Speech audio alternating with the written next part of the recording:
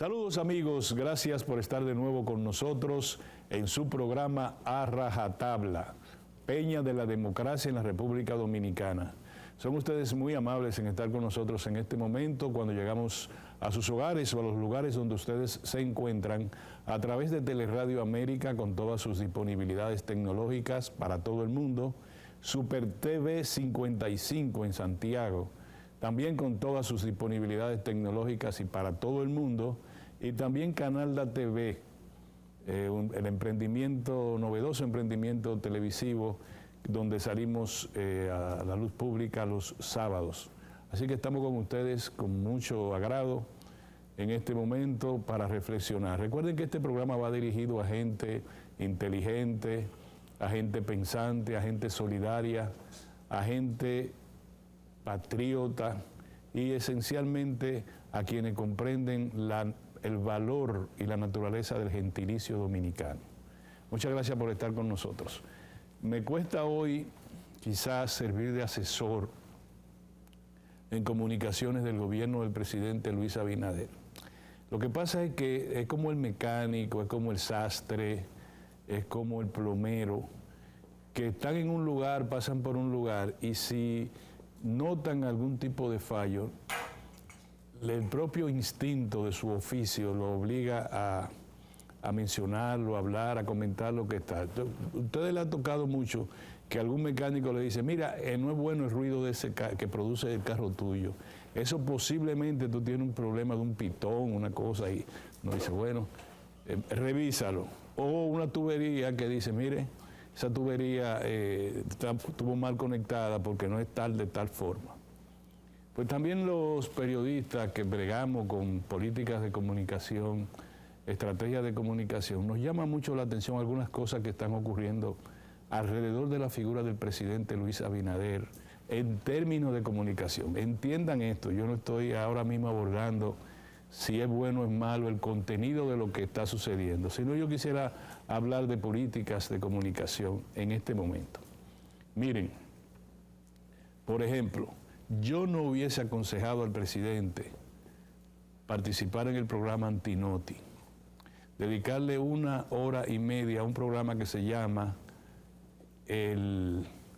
¿cómo era lo de Trujillo? ¿Cómo se llamaba lo de Trujillo? Foro Público. El Foro Público. Miren, Foro Público, de triste recordación. Yo no hubiera participado, no es porque el señor Sergio Carlos no tuviese las condiciones para hacer una buena entrevista, como al efecto posiblemente la hizo desde su punto de vista, desde lo que es sus programas. Pero el jefe del Estado, dedicar 1 hora y media a que el entrevistador lo obligue a convertirse en una especie de máquina de excusas, no parece prudente. En otro momento de mayor sosiego ciudadano, posiblemente un presidente en un programa distendido, ayude, le van a preguntar cómo usted se lleva con sus hijas, el presidente dijo que sus hijas se oponen a que continúen en que procure la reelección presidencial, cosas así, y muy bien, pero el momento no parece adecuado para eso, mucho menos el tipo de programa. Repito que el señor Sergio Carlos es un profesional de mucha valía y que el programa tiene mucha calidad, pero yo estoy hablando no del programa, estoy hablando del jefe del Estado. Esa es la primera. La segunda es un principio elemental en comunicación política. En el caso de un jefe de Estado, un líder político, los problemas no son del jefe del Estado. A ver si me entienden. Yo lo que le estoy refiriendo es lo que uno tiene que proyectar. Por ejemplo, ¿ustedes creen que la Policía Nacional, la crisis de la Policía Nacional, debe ser el tema en que el propio presidente tenga que estar involucrado para dar explicaciones sobre cómo marcha un programa de reforma policial que él ha dicho que es a largo plazo? Yo entiendo que desde el punto de vista de comunicación, mientras más lejos estuviese el presidente de ese tema, mejor. ¿Y cómo así? Porque lo que estamos proponiendo es un acto de irresponsabilidad del jefe del Estado. No. Lo que estoy señalando es que lo primero que hay que decir es, el tema de la policía es un tema de Trujillo. La policía nació alrededor de los años 30, no como un aparato de orden público, sino como un aparato represor del Estado. Y eso es lo que no se ha podido resolver a lo largo de 60 años, y nosotros intentaremos resolverlo. Como lo que dijo el presidente en el programa, eso no es para ahora. Yo no dije que eso era para ahora. Muy bien. ¿Ustedes ven? Ahora resulta que el presidente tiene, cada vez que lo intervienen los periodistas, hablar de la policía, con un tema que a veces sí, que a veces no, que tal vez que puede ser. Segundo, ¿cuál es el elemento que el gobierno y el propio presidente de la República ha establecido como el mejor legado de su gobierno? El Ministerio Público Independiente, eso es lo que ha dicho, ¿verdad? Bien. Los temas de la policía, ¿dónde vamos a manejar los temas penales? No la reforma, porque es otra cosa. Una cosa es la reforma que se está trabajando con la policía y otra cosa son hechos coyunturales, puntuales, de represión policial que entrañan al menos la muerte de 3 personas que estuvieron detenidas en destacamentos policiales. Entonces, ¿cómo? Sí, eso lo vamos a resolver con la reforma policial. No, señor, usted no va a la reforma policial no va a resolver 3 hechos punibles de naturaleza criminal que deben ser investigados y sancionados por el Ministerio Público. Entonces, las aguas residuales que emanan desde esa institución de la Policía Nacional deben ser redirigidas al Palacio Nacional o deben ser redirigidas al Ministerio Público, que es que tiene la planta de tratamiento de aguas residuales de naturaleza penal. Ahora resulta que el ministro de Interior politiza la situación, que si va el jefe de la policía o no va al Congreso, y tenemos alrededor de ese tema un ruido que se fue para la Doctor Delgado en vez de irse para el Centro de los Héroes de Constanza Maimón y Esterondo, que es la sede del Ministerio Público. Ahora resulta que el Ministerio Público, que está haciendo su trabajo correctamente, ha dicho que el joven muerto en Santiago, que el jefe de la dotación de Santiago dijo, nosotros se lo entregamos sano y salvo al Ministerio Público. Resulta que las investigaciones señalan que a ese joven, definido como delincuente, acusado de hurto, de robo agravado, etcétera, en una primera ocasión fue madurado a golpe por la policía. Lo llevaron al hospital, el médico actuante le dijo, tiene golpe severo en un ojo y tiene posiblemente fracturas, parece que de la costilla, le dijo, le recetó al teniente que lo llevó, después de la golpiza, mire, póngale esta medicina en el ojo y hágale una radiografía de los golpes que tiene en el cuerpo. ¿Sabe lo que hicieron? Lo liberaron, lo dejaron unos días, volvieron y lo agarraron y terminaron de matarlo. ¿Eso tiene que ser redirigido dónde? ¿Eso tiene que ver con reforma policial? No, eso es un crimen, como muy bien lo ha señalado el Ministerio Público y como correctamente lo ha mencionado la magistrada procuradora general Miriam Brito. Es un acto de barbarie, de tortura. No le busquen 5 patas al gato a eso. Lo segundo, la Cámara de Diputados, en su rol de primer poder del Estado, rol constitucional, sustantivo, invita al jefe de la policía para que haga una explicación, para que explique lo que ha ocurrido alrededor de estos 3 casos que se mencionan. El de San José de Ocoa, el de Santiago y el de Santo Domingo. Están apareciendo muchos más porque es un comportamiento recurrente de la policía. Pero lo invita y no va el jefe de la policía. Se queda callado, no dice nada. Va en su lugar el jefe de él, el Ministerio de Interior. Miren, yo no voy a hablar, porque el tiempo no me da, de la historia de los jefes de policía con los ministros de Interior. El jefe de la policía de cualquier gobierno siempre cree que su jefe es el comandante en jefe, el presidente de la República. Una vez el doctor Franklin Almeida tuvo que tomar todos los motores Harley Davidson que tenía disponible la policía, todos los carros con sirena, y desde el Ministerio de Interior hizo una caravana de sirena y llegó al Palacio de la Policía. Y con toda esa sirena, y cuando entonces dijo, mándenme a buscar al jefe de la policía. Cuando le pusieron en su presencia, el jefe de aquí soy yo, ministro de Interior. Y hizo, formulario, una cosa, para imponer su autoridad sobre el jefe de la policía. Ahora el jefe de la policía no fue a una invitación que es obligatoria conforme a la Constitución de la República, no fue a la Cámara de Diputados. Va el ministro del Interior y va con un extranjero que es un técnico. A ver si lo entendemos. Yo puedo contratar un técnico, de hecho, instituciones públicas y privadas contratan técnicos internacionales, pero no tiene potestad para referirse a temas de políticas públicas. Entonces llega con el extranjero, se sientan. Es un extranjero que impidió que el jefe de la policía, que estuvo en el estacionamiento del Palacio Nacional a la espera de entrar a una rueda de prensa convocada, y donde el extranjero fue el único que habló de qué es lo que hay que hacer para la policía y estamos haciendo, etcétera, un español. Y cuando tocó el turno para preguntar de los periodistas, para formular preguntas, el extranjero dijo, no hay pregunta. Y se acabó en el Palacio Nacional. Entonces eso no puede ser. Eso mismo se replicó en el augusto salón del Congreso de la República, para que estemos claros en eso. ¿Y qué pasó ahí? Bueno, nuestro apreciado amigo Chus Vázquez dijo, y el jefe de él soy yo, por tanto soy yo el que tengo que dar explicaciones. Fueron, como dicen los diputados, sin ningún papelito.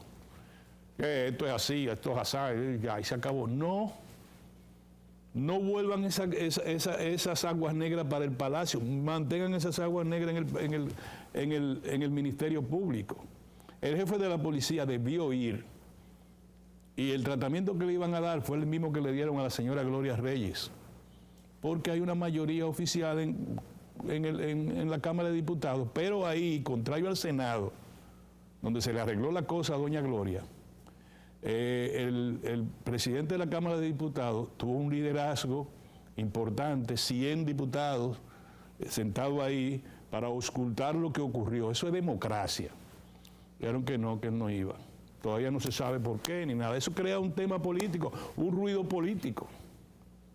¿Ustedes saben por qué no lo hicieron, a mi modo de ver? ¿Por qué no fue el jefe de la policía?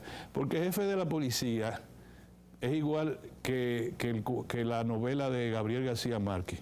El día que lo iban a votar, el jefe de la policía se negó a tal y tal cosa. El jefe de la policía ya está virtualmente, ya no es en términos lógicos, ya no es jefe de la policía. Solamente se espera que ese decreto salga en cualquier momento, porque las circunstancias implican que él no puede ser jefe de la policía. Punto. Entonces, esto es no es una cátedra ni nada de eso, pero sí es una expresión de preocupación por cómo se conducen los temas. El tema de la importación que vamos a tratar, de la importación de alimentos exonerados de arancel, que vamos a tratar con nuestro invitado de hoy, ese tema también fue tratado desde el punto de vista de comunicación de manera extraña, para no decir errónea. Salven al presidente. El presidente está para dirigir, es el jefe del Estado, no puede estar manejando ruidos. Eso es lo que uno le dice, para que lo entiendan ustedes y lo entendamos nosotros. Hay cosas, partan de este criterio. Al presidente solo se le plantean soluciones. Y no vamos a poner al presidente de la República, pongan a su jefe y usted es el director de comunicaciones y el hacedor de la estrategia comunicacional. No embadurnen a su jefe de problemas. Cuando hay un problema, cuando tengan alternativa de solución, ustedes se la plantean a su jefe. Mire, hemos encontrado, usted puede tomar este camino, mire, este camino tiene esto, los daños colaterales de este camino es este, o este camino. Entonces el presidente o el jefe suyo en una situación determinada es el que decide. No, me gusta más esto. No. Estamos hablando desde el punto de vista comunicacional, no propiamente de la aplicación de las políticas públicas. Ahora, ¿qué hace el presidente hablando de reforma cuando lo que se trata son de hechos punibles de naturaleza criminal que maneja el Ministerio Público? ¿Qué hace el presidente poniendo excusas sobre situaciones que las excusas deben darle a los ministros? Y por último, yo quiero llamar la atención sobre la invitación a la señora Gloria Reyes, quien es directora del programa Recupérate, ¿qué se llama, verdad? Supérate. Muy bien, ella dijo que estaba cerrado el caso. No, ese caso no está cerrado, apreciada funcionaria. Falta un pequeño detalle, pero un detalle insignificante. ¿Dónde están los 154 millones que estafaron? Y no me diga que lo perdieron los bancos. Eso es irrelevante, quien lo perdiera. Se robaron 154 millones. No se lo robaron los funcionarios del gobierno, pero alguien fue. Voy a repetir, ya para irme de este cambio y no abusar de mi invitado, voy a repetir lo que me dijo a mí cuando yo era fiscal, ayudante fiscal, el fiscal más viejo de la Fiscalía del Distrito Nacional, que me dijo que yo le llevo un caso de 3 imputados sobre un homicidio. Las investigaciones y los interrogatorios que hizo mi equipo no daban que era ninguno de los 3. Y cuando le llevo eso para que su sapiencia me diga, me dice él, dígame una cosa, ¿hay un muerto? Sí, magistrado, hay un muerto. ¿Ese muerto está certificado por un documento expedido por un médico legista competente? Sí, magistrado. ¿Dice que murió a causa de heridas y golpes que causan la muerte? Sí, magistrado. Ah, pues alguien lo mató. ¿Usted lo cree? Digo, sí, magistrado, pero las 3 personas que somete la Policía Nacional no le encontramos evidencia. Yo no sé lo que usted va a hacer, pero un muerto tiene que tener un matador. Trabaje usted en el matador, o fue uno de ellos, fueron los 3, o no fueron ninguno, pero alguien mató al muerto. Así mismo me dijo, efectivamente, 154 millones de pesos, dice la propia funcionaria. Alguien se los robó, digo yo. Vámonos a un cambio, señores. Retornamos de inmediato.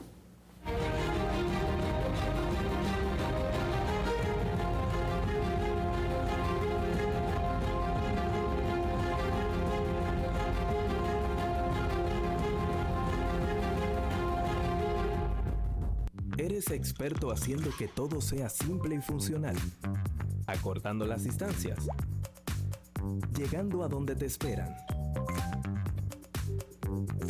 ganando tiempo. Y ahora serás un experto como usuario financiero.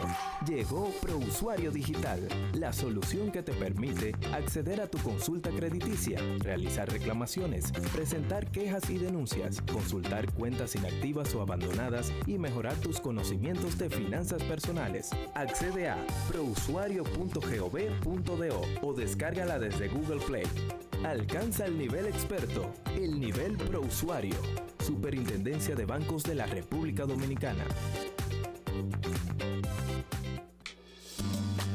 El dominicano, cuando quiere puede, lucha como nadie para progresar.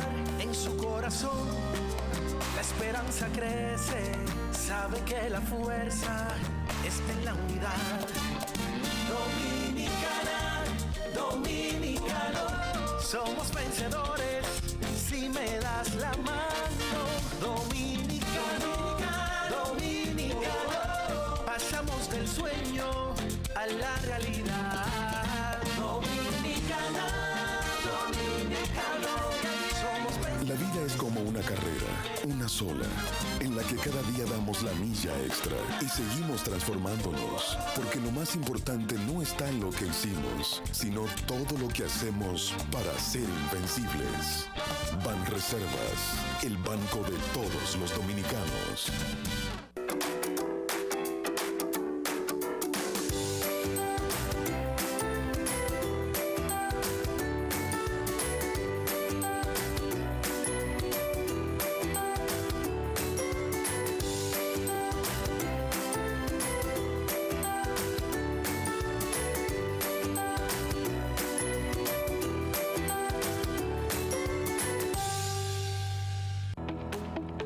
El Banco Central hace política monetaria.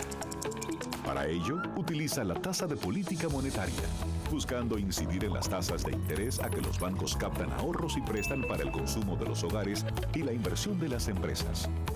El objetivo de la política monetaria es mantener la inflación en torno a una meta definida por el Banco Central, logrando la estabilidad de precios y contribuyendo a crear las condiciones para un crecimiento económico sostenido. Banco Central de la República Dominicana, por la estabilidad y el crecimiento.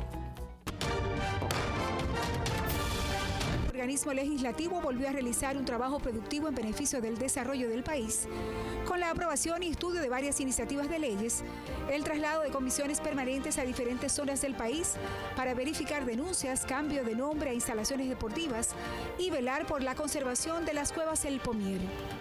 Además, los diputados aprobaron el proyecto de ley que designa con el nombre José Tomasito Binet Mies el complejo deportivo de San Pedro de Macorís y 2 resoluciones solicitando obras al presidente. Otras 28 comisiones permanentes trabajaron diferentes iniciativas de leyes. El presidente de la Cámara de Diputados, Alfredo Pacheco, aseguró que el gobierno está claramente decidido a producir una reforma policial. En un desayuno organizado por la Asociación de Industrias, indicó que esa reforma debe agilizarse para que sea aplicada lo más pronto posible. Cámara de Diputados de la República Dominicana.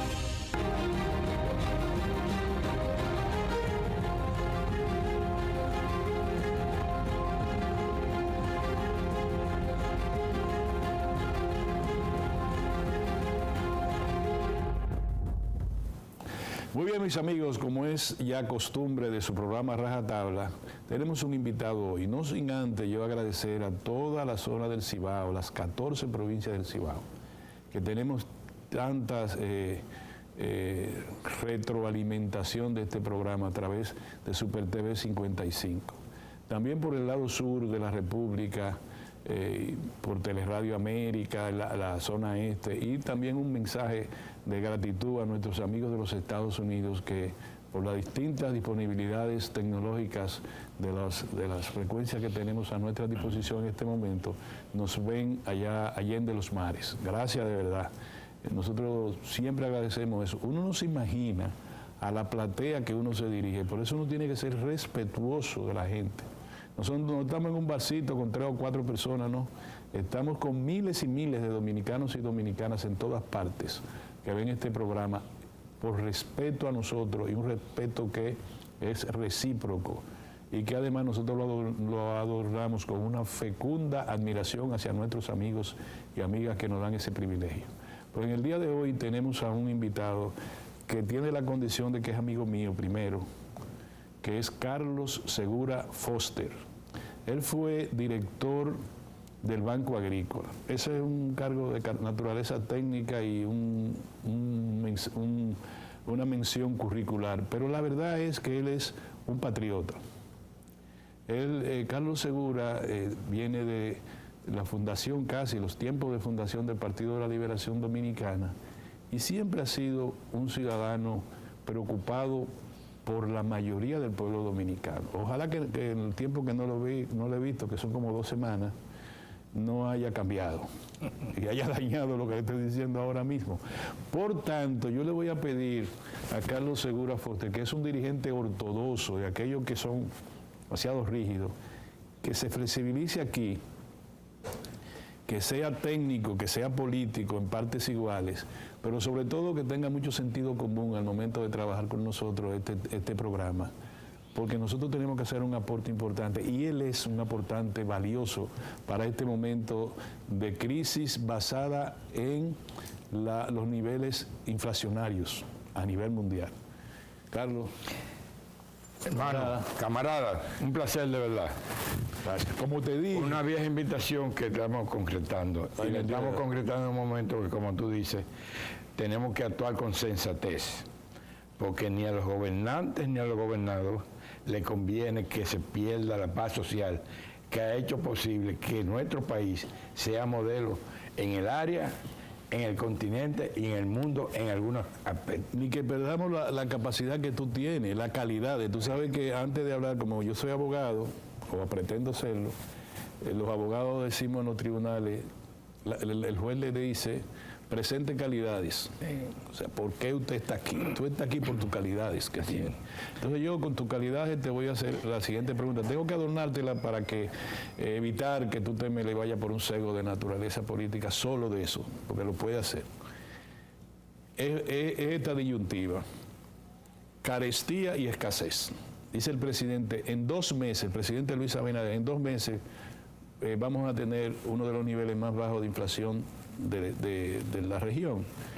pero realmente en 2 meses vamos a tener mercancía, garantía de que los niveles, los supermercados y los mercados van a tener mercancía. Para eso, nosotros le exoneramos del arancel. El arancel es el impuesto aduanal a 67 productos de la canasta familiar. Ustedes se han revoloteado, dicen que no. ¿Qué es lo bueno y qué es lo malo de esa decisión del gobierno? Bueno, yo quiero hacer una introducción. Los hechos no se pueden negar. Correcto. Son reales, usted no lo puede borrar ni lo puede olvidar. Entonces, realmente este gobierno nació heredando una fortaleza de un país que era modelo y con un crecimiento que por más de 3 años consecutivos había encabezado toda la región, en todos los sectores. Entonces los gobiernos están para hacer las cosas en función del ambiente que se vive. Heredaron mucha fortaleza, pero heredaron una dificultad producto de una pandemia sanitaria que en el mundo, todo el mundo fue afectado. Entonces había que actuar en ese sentido. A mí me apena mucho, de verdad lo digo, que al presidente y las autoridades que tienen que ver con la parte agropecuaria lo pongan a decir cosas que no se deben decir. Porque esto que él dice ahora, de que en 2 meses esto va a tener timbi de comida y de aquí y de allá, eso... No dijo así, él dijo que va a bajar la inflación. Bueno, pero eso está por verse. Pero yo quiero rememorarme. Ellos comenzaron el gobierno en agosto del 20. Sí. Y todo el mundo sabe que los desaciertos llevaron a que el año cerrara en un verdadero desastre. Porque sin ser necesaria, importaron papa, cebolla, remolacha y zanahoria, productos que nosotros nos habíamos convertido en exportadores y que en ese momento tenían una producción por encima de la demanda del país, que ya estaba sumido en una crisis sanitaria que impedía que vinieran los turistas porque el mundo se cerró. Entonces nosotros lo que teníamos era un exceso de producción porque nuestra capacidad productiva estuvo orientada a satisfacer la demanda de todos los dominicanos, de 7 millones de turistas que ya no estaban visitando, más los cruceristas. Entonces crearon un verdadero caos en la producción agropecuaria iniciando el gobierno. Primero dejando sin efecto cosas que estaban bien hechas. ¿Cuál producto fue que importaron? Los productos que importaron fueron papa, remolacha, zanahoria y cebolla. Y en el caso del pollo armaron el caos porque planificaron una producción por debajo de la demanda que se producía en diciembre. Entonces, ya en enero, en la primera semana de enero, pusieron al presidente a decir, a partir del miércoles el pueblo va a estar comiendo pollo a 50 pesos y los huevos baratos. Lo dijo en Moca. ¿Tú estás hablando ahora en el... No, al inicio del gobierno. En el 20. Estoy rememorando porque estos pronunciamientos no son convenientes. Ya él lo ha hecho varias veces con relación a temas que realmente no se cumplen. Entonces, se está devaluando la palabra del presidente como consecuencia del consejo que se dan. Entonces, entro al tema de los arancel cero.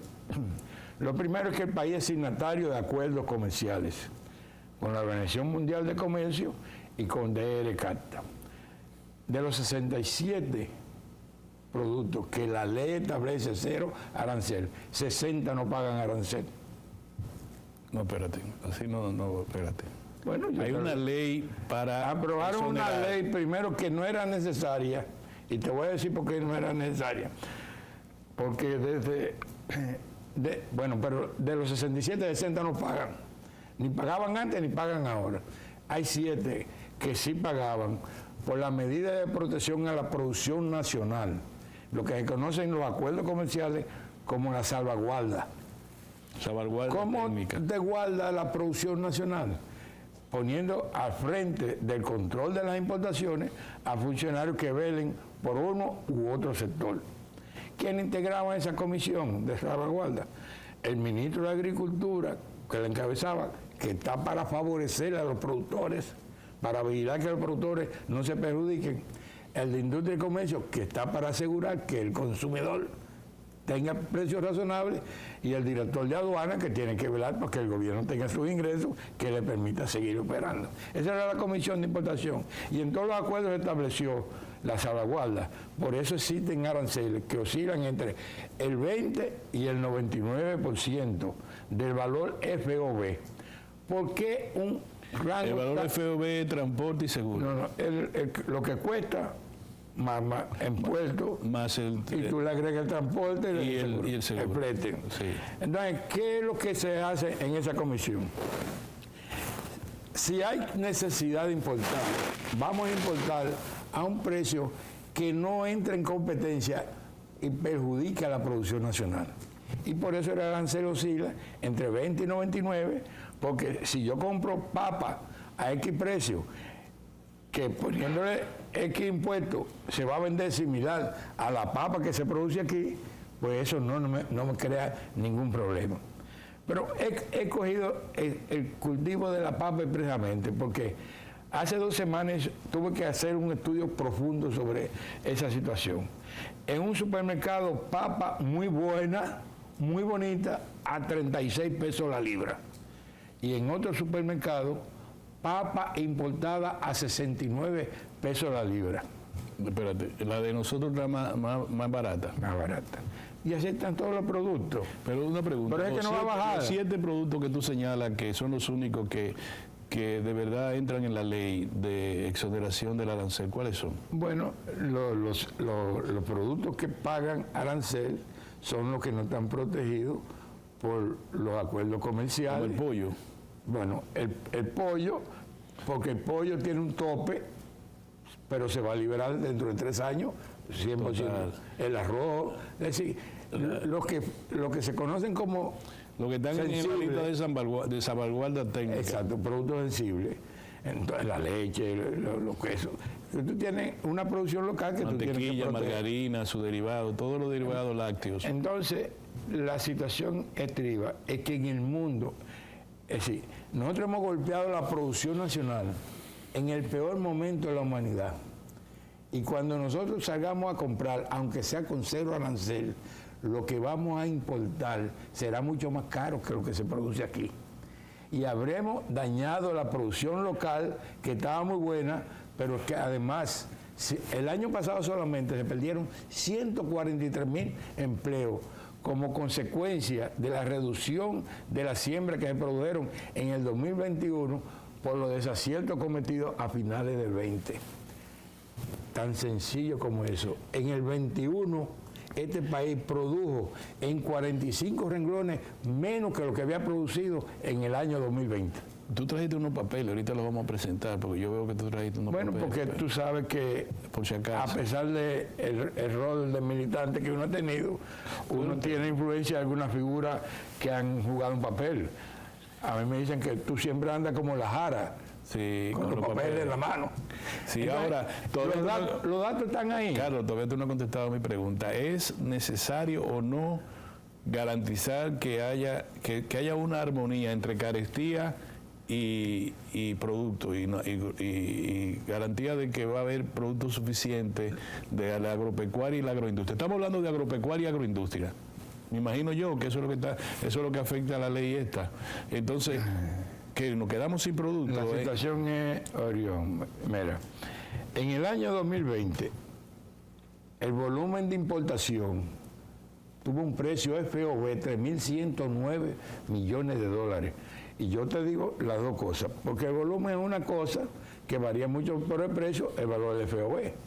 Ahora, eso se disparó en el 2021 en algunos renglones el doble del volumen y a más de 4.100 millones de dólares precio FOB. Primera vez en la historia que se superan las importaciones de alimentos 4.000. Y sin embargo, desde finales del 20 hasta ahora, el pueblo dominicano ha comido los alimentos más caros de toda su historia. Ha sido la historia más cara después del año 1990, que este país sufrió una inflación de 100%. Vamos a poner tres cosas para que yo sé que tú me la puedes responder muy bien. Primero, cuando la economía crece, crecen las importaciones, porque nosotros no producimos materia prima básica, de manera que siempre que la economía crece, va a crecer las importaciones, número uno. Y número dos, los importadores están en su mejor momento porque el dólar está barato, relativamente barato respecto al peso. Quienes están en problemas son los exportadores. Primero porque confrontan problemas de mercado por la situación mundial y segundo porque el dólar que generan ellos está más barato. O sea, este es el tiempo de los importadores. Pero la situación es que las importaciones globales son una cosa. Nosotros estamos enfocados en las importaciones de alimentos, porque los países importan los alimentos que no están en capacidad de producir, porque las importaciones no son malas, pues. Es que un país que tiene una capacidad productiva que nosotros alcanzamos a partir de 2015, lo que se conoce como autosuficiencia de oferta alimentaria, nosotros pasamos del 85%, que es el mínimo indispensable para ese calificativo, y llegamos en el 2019 a 89.7% de la demanda. Fue tal la seguridad del abastecimiento que nosotros pasamos a abastecer a toda la población dominicana y aumentamos el abastecimiento a los turistas. Recuérdate. Y Haití. Y Haití. Recuérdate que nosotros, como país, en el 12 suministrábamos 500.000 raciones de desayuno escolar. En el 2018 se dispuso que el programa de alimentación escolar fuera de producción local, precisamente porque habíamos alcanzado una producción suficiente, a 1.500 estudiantes que se le daba, además de desayuno, merienda. A 1.500.000 estudiantes. Sí, 3 veces más estudiantes y 3 veces más raciones, porque era desayuno, merienda, almuerzo y otra merienda de producción nacional. Pero además nosotros le aseguramos un sector turístico que es el eje transversal del avance del país, la alimentación que en el 12 se abastecía en un 70% de producción nacional y llegamos a un 90% en el 2019. Vamos a ir, Carlos, con tu permiso, a un cambio, pero antes yo te quiero señalar algo.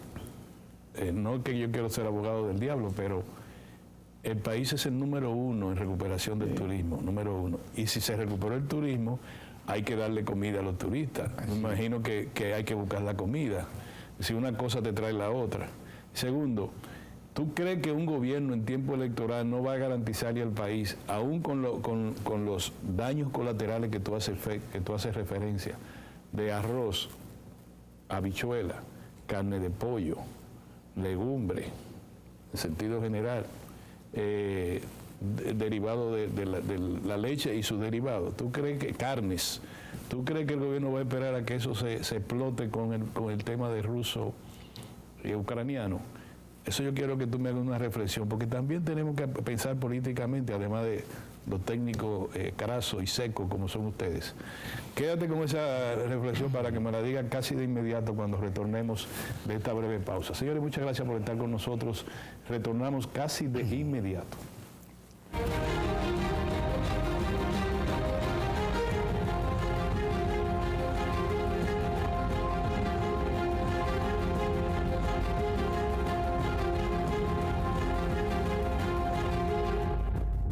¿Eres experto haciendo que todo sea simple y funcional? Acortando las distancias. Llegando a donde te esperan. Ganando tiempo. Y ahora serás un experto como usuario financiero. Llegó ProUsuario Digital, la solución que te permite acceder a tu consulta crediticia, realizar reclamaciones, presentar quejas y denuncias, consultar cuentas inactivas o abandonadas y mejorar tus conocimientos de finanzas personales. Accede a prousuario.gov.do o descárgala desde Google Play. Alcanza el nivel experto, el nivel ProUsuario. Superintendencia de Bancos de la República Dominicana.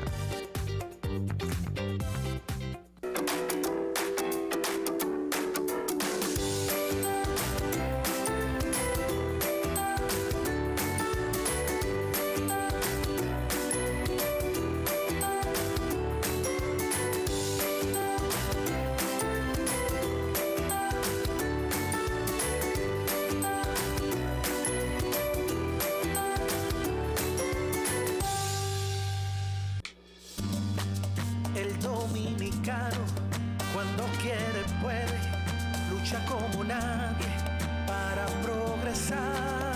En su corazón la esperanza crece, sabe que la fuerza está en la unidad. Dominicana, dominicano, somos vencedores si me das la mano. Dominicano, dominicano, pasamos del sueño a la realidad. Dominicana, dominicano, somos vencedores. La vida es como una carrera, una sola, en la que cada día damos la milla extra y seguimos transformándonos, porque lo más importante no está en lo que hicimos, sino todo lo que hacemos para ser invencibles. Banreservas, el banco de todos los dominicanos. El Banco Central hace política monetaria. Para ello, utiliza la tasa de política monetaria, buscando incidir en las tasas de interés a que los bancos captan ahorros y prestan para el consumo de los hogares y la inversión de las empresas. El objetivo de la política monetaria es mantener la inflación en torno a una meta definida por el Banco Central, logrando la estabilidad de precios y contribuyendo a crear las condiciones para un crecimiento económico sostenido. Banco Central de la República Dominicana, por la estabilidad y el crecimiento. El organismo legislativo volvió a realizar un trabajo productivo en beneficio del desarrollo del país, con la aprobación y estudio de varias iniciativas de leyes, el traslado de comisiones permanentes a diferentes zonas del país para verificar denuncias, cambio de nombre a instalaciones deportivas y velar por la conservación de las cuevas El Pomier. Además, los diputados aprobaron el proyecto de ley que designa con el nombre José Tomasito Binet Mies el complejo deportivo de San Pedro de Macorís y 2 resoluciones solicitando obras al presidente. Otras 28 comisiones permanentes trabajaron diferentes iniciativas de leyes. El presidente de la Cámara de Diputados, Alfredo Pacheco, aseguró que el gobierno está claramente decidido a producir una reforma policial. En un desayuno organizado por la Asociación de Industrias, indicó que esa reforma debe agilizarse para que sea aplicada lo más pronto posible. Cámara de Diputados de la República Dominicana.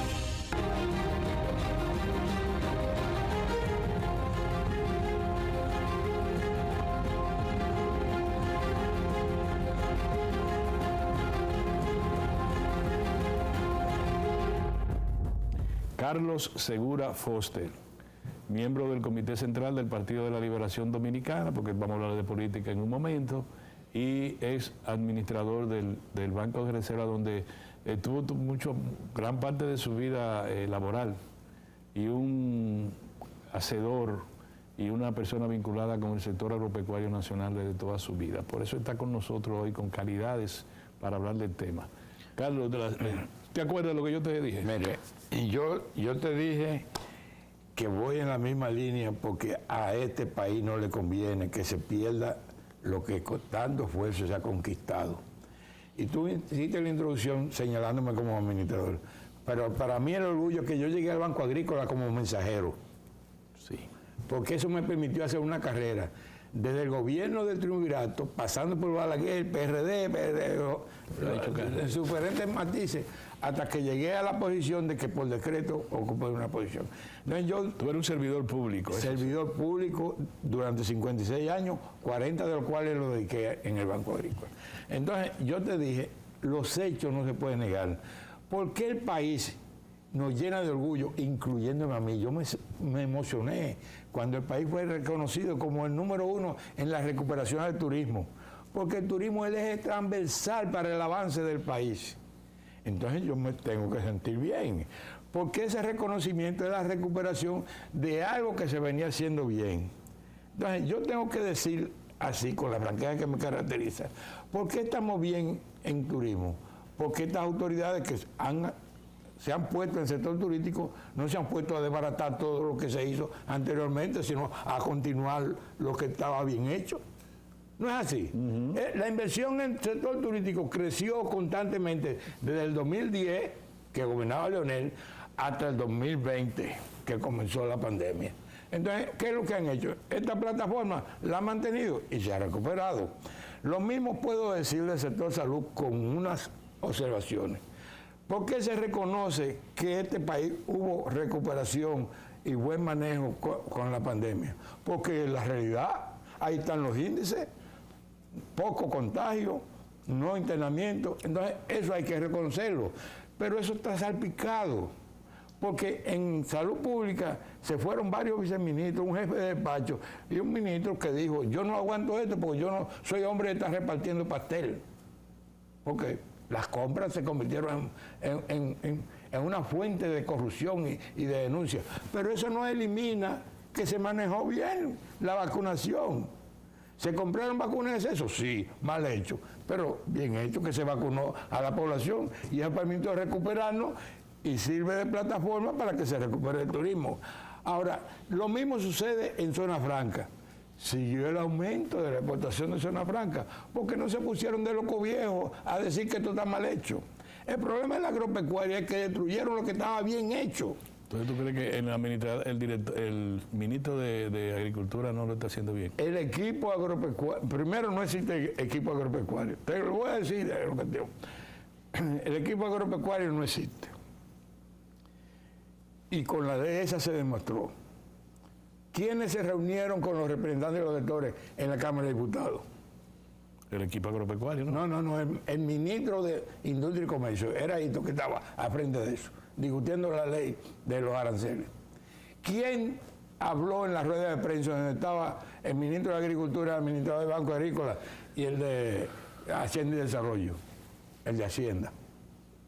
Esa ley no era necesario porque los acuerdos comerciales establecen que las importaciones se regulan los aranceles en función de eso. Inclusive, desde mediados del año 2020, como consecuencia de la aparición de la peste porcina africana, que es un buen argumento, se liberó el pollo de los aranceles. Aquí desde mediados del 20 se están trayendo pollo con 0 arancel y han bajado los pollos. No han bajado los pollos. El problema está en los importadores que son insaciables. El problema es que no reflejan. Pero, óyeme, es verdad que son insaciables. Y es verdad, es lógico que ganen. Pero es que el mundo ahora mismo está afectado por la más alta inflación de la historia. Que vienen caros. Entonces, vienen caros porque traen la inflación incluida. Por eso nosotros decíamos, vamos a producir aquí lo que podemos producir y comprar lo que no podamos producir.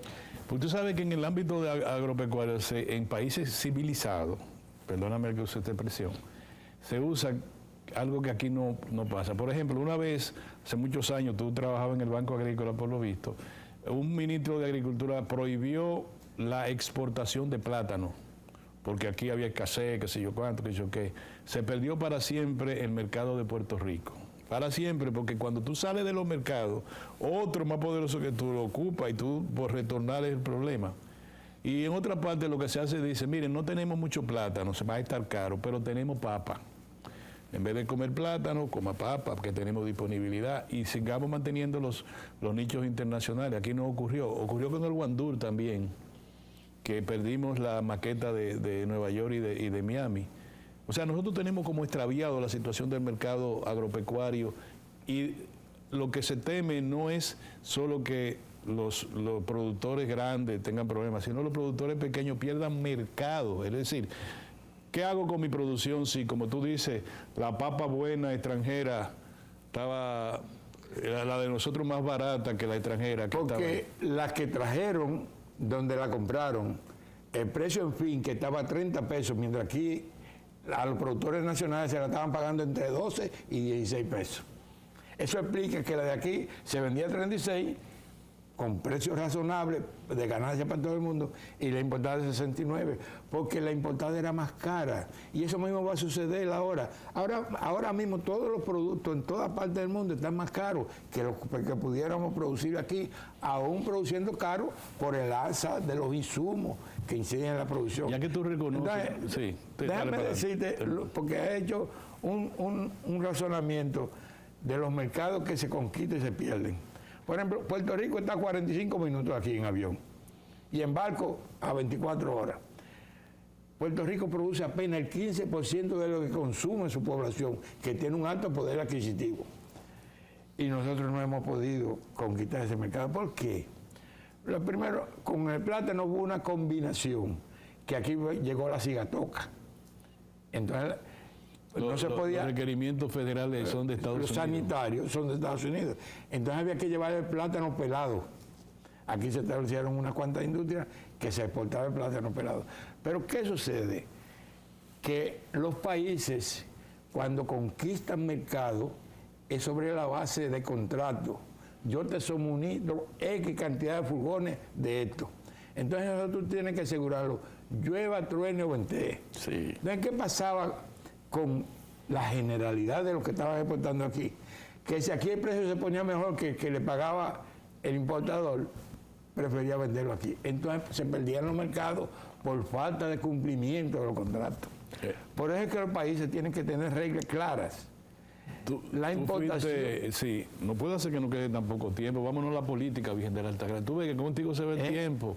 Yo te iba a decir que tú no has dicho nada, que el gobierno exoneró de pago de intereses a los préstamos del Banco Agrícola. Y tú te quedaste callado, yo no sé por qué, pero te lo voy a decir porque yo no quiero dejar de incursionar la política contigo, pero quedan ¿cuántos minutos nos quedan? ¿2 o 3? Ok, ¿por qué una persona como tú con 60 años en el Banco Agrícola no saltó de alegría cuando le redujeron los intereses a los préstamos de los parceleros? Porque aunque parezca buena, es una noticia mala.